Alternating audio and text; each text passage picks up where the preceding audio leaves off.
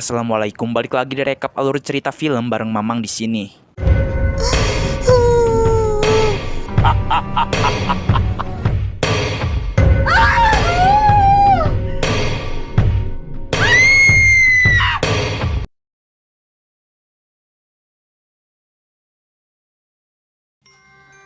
Halo guys, hai seluruh, bertemu lagi dengan Mamang Kece di channel ini.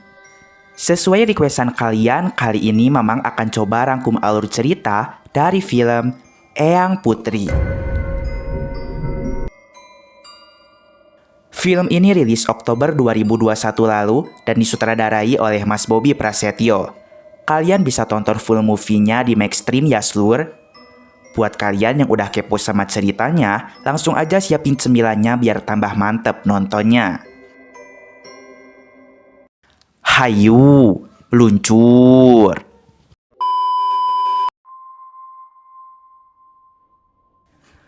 Film diawali dengan seorang anak perempuan yang tengah menggambar.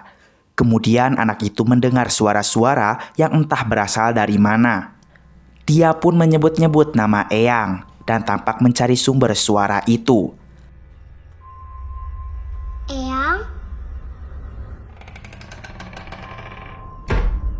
Tiba-tiba saja lemari jatuh menimpa anak tersebut. Dan film Eyang Putri pun dimulai. Film beralih kepada sebuah keluarga yang terdiri dari sepasang suami istri dan satu orang anak. Mereka adalah Reza, Gendis, dan Anya. Mereka bertiga hendak akan pergi ke rumahnya Eyang Putri. Sesampainya di sana, mereka disambut oleh Mbok Narsih, pembantu di rumahnya Eyang. Ternyata anak yang ketiban lemari tadi adalah anaknya Mbok Narsih dan sekarang sedang dirawat di rumah sakit. Mbok Narsih pun mengatakan kepada Gendis jika ia sudah tidak bisa bekerja di sini lagi. Hari ini adalah hari terakhirnya bekerja di rumah Eyang Putri. Tak lama kemudian, Eyang pun datang menyambut mereka semua. Sehat, Trisna? Alhamdulillah sehat. Eyang sehat. Nih, salim sama Eyang Buyut. Setelah Gendis masak untuk makan malam, ia serta Anya pergi ke salah satu ruangan yang disebut rumah batik. Dulu di sini banyak sekali murid Eyang Putri yang belajar membatik. Gendis pun menjadi teringat kenangan-kenangan masa lalu. Namun sekarang tempat itu kosong karena Eyangnya sudah tidak mengajar lagi. Malam pun datang.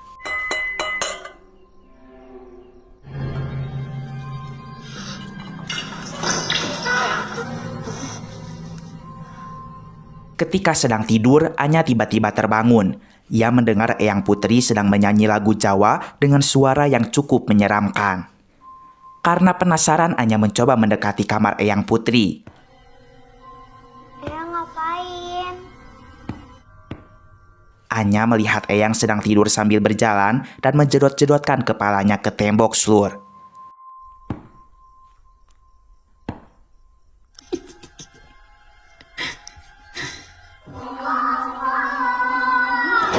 Gendis yang mendengar suara jeritan Anya segera berlari menuju kamar Eyang Putri. Keesokan paginya, mereka berkumpul di meja makan untuk sarapan bersama. Terlihat Eyang baik-baik saja dan tidak ada yang aneh sama sekali. Kemudian datanglah Bude Laras yang merupakan salah satu anaknya Eyang. Bude Laras datang ke sini karena mendengar kabar bahwa Gendis serta keluarga sedang berkunjung dan menginap 3 malam di sini. Oleh karena itu, untuk mengabadikan momen ini, mereka akan foto bersama. Sore harinya, mereka semua pergi ke makam untuk menziarahi kuburan suami Eyang. Di sini sikap Eyang mulai aneh lagi. Hal ini pun membuat Gendis kebingungan. Di rumah, Gendis memberitahukan Reza bahwa sikap Eyang itu aneh. Selain itu, Eyang kerap tidur sambil berjalan. Mereka tidak tahu mengapa Eyang seperti itu. Maka, Reza menyarankan agar Gendis membuat sebuah gelang dari manik-manik. Nanti gelang itu dipasangkan ke tangan Eyang, jadi mereka bisa tahu jika Eyang tidur sambil berjalan lagi.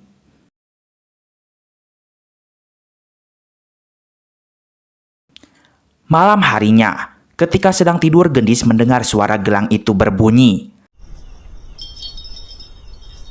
Gendis melihat Eyang tidur sambil berjalan lagi. Gendis berusaha mengikuti Eyang. Di rumah batik, di belakang sebuah kain terlihat ada bayangan laki-laki Jawa yang sedang seperti memohon. Tapi ketika dicek itu adalah Eyang Slur. Gendis segera membawa Eyang ke kamar lagi dan menidurkannya di atas kasurnya.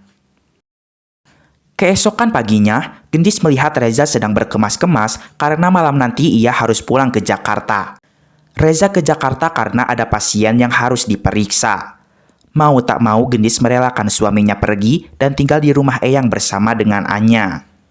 Karena Gendis selalu merasa khawatir, maka Reza memutuskan untuk memasang beberapa CCTV yang dapat disambungkan ke handphonenya. Jadi ketika di Jakarta ia masih bisa melihat atau memantau Gendis sehingga Gendis tidak perlu merasa khawatir lagi. Ketika Reza dan Gendis pergi membeli CCTV, Anya tidak ikut dan diam di rumah. Hari mulai maghrib.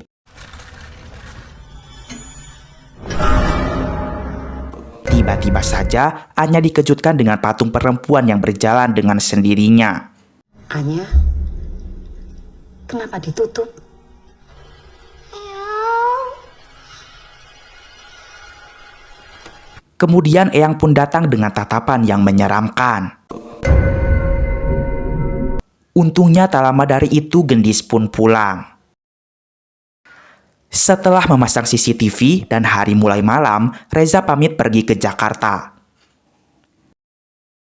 Malam semakin larut, Gendis mendengar suara di luar kamar.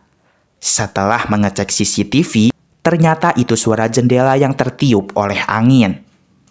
Ketika Gendis akan menutup jendelanya, tiba-tiba patung perempuan itu berubah jadi sosok hantu menyeramkan. Ketika waktu subuh, setelah Gendis selesai sholat, ia melihat ada seseorang di rumah ini. Ternyata orang itu adalah Bu Ajeng, mantan murid batiknya Eyang. Ia kemari karena ingin mengembalikan peralatan batik yang sempat ia pinjam. Paginya Gendis menyuapi Eyang sarapan. Terlihat keadaan Eyang semakin hari semakin memburuk. Saat Gendis cuci piring, ia mulai diganggu makhluk goib. Ia mendengar suara di dalam kendi. Dari bayangan air, Gendis melihat penampakan sosok hantu. Melihat hal itu, Gendis langsung beristighfar. Ia langsung mengeluarkan foto-foto kaligrafi dan memajangkannya kembali di dinding rumah. Seketika rumah pun bergetar, yang membuat pot bunga jatuh dan hancur. Di dalam pot bunga itu ada sebuah telur Slur. Betapa terkejutnya ia ketika melihat telur itu isinya merah dan ada pakunya juga. Gendis yang takut pun menelepon Reza, namun tidak diangkat-angkat. Sore harinya Gendis berusaha tetap tenang. Ia akan memandikan Eyang Putri. Sambil membaca ayat kursi, Gendis mulai menyeka tubuh Eyang. Secara mengejutkan tubuh Eyang mengeluarkan beling Slur.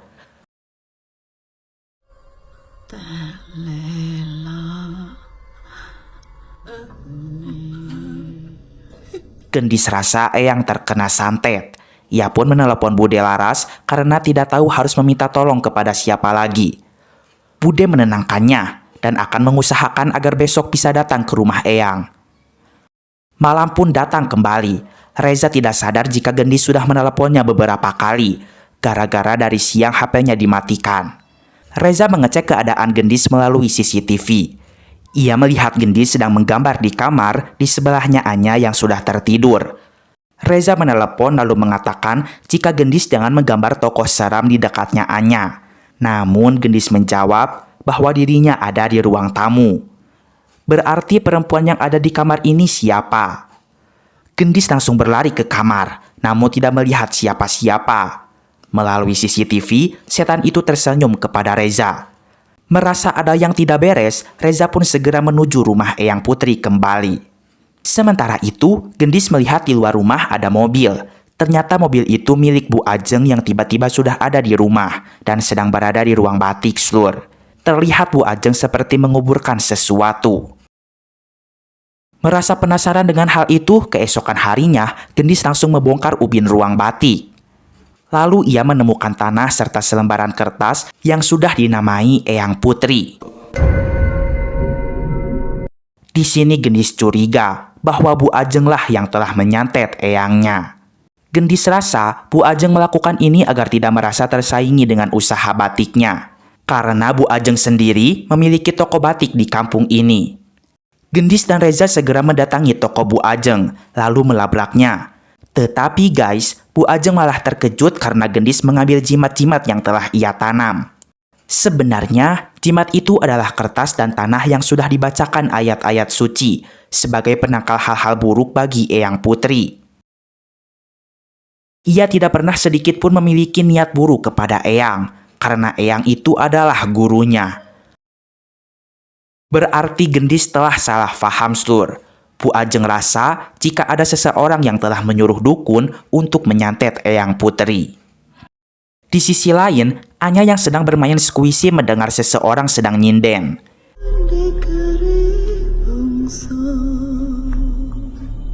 Ternyata, Slur, orang jahat atau orang yang mengirimkan santet itu adalah Bude Laras. Ternyata juga Bude Laras merupakan anak tirinya Eyang Putri. Saat pembagian warisan, ayahnya memberikan semua hartanya kepada Eyang Putri dan ia tidak mendapatkan apa-apa. Maka dari itu ia dendam dan merasa Eyang Putri telah mempengaruhi ayahnya. Maka dari itu untuk membalaskan dendamnya, ia mengirimkan santet melalui patung perempuan yang selama ini terpajang di rumahnya Eyang. Bude Laras mengikat Anya di kursi. Sementara itu ia akan membatik di kulitnya Eyang. Seperti yang kita tahu, cat batik itu panas banget, Sur. Terlihat kulit Eyang melepuh dan bercorak batik. Setelah itu Laras membisiki Eyang agar bunuh diri. Anya! Eyang!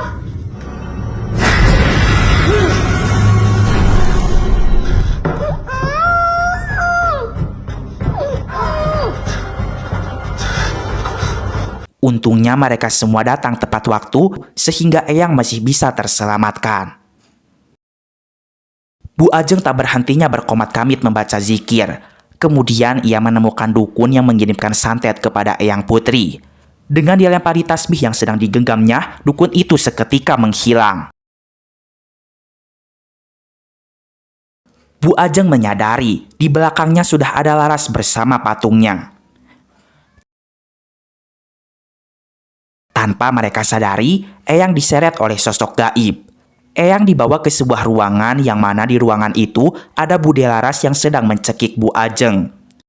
Reza yang melihat itu segera mengambil tindakan. Ia pun langsung menghancurkan patung itu sehingga semua santet dan hal-hal gaib seketika menghilang.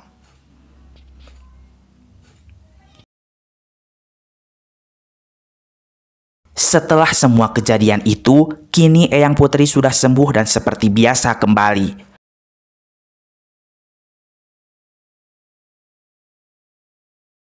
Sementara itu, Bude Laras dirawat di rumah sakit jiwa dan selalu diikuti oleh makhluk gaib yang selama ini selalu ia puja. Dan film pun selesai.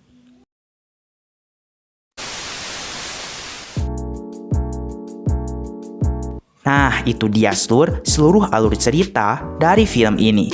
Pesan yang dapat kita ambil adalah jangan bersekutu dengan setan, karena itu adalah perbuatan musyrik dan sangat berbahaya bagi diri sendiri maupun orang lain. Oke lah, segitu dulu aja video kali ini. Mamang pamit dulu. Keep enjoy and see you.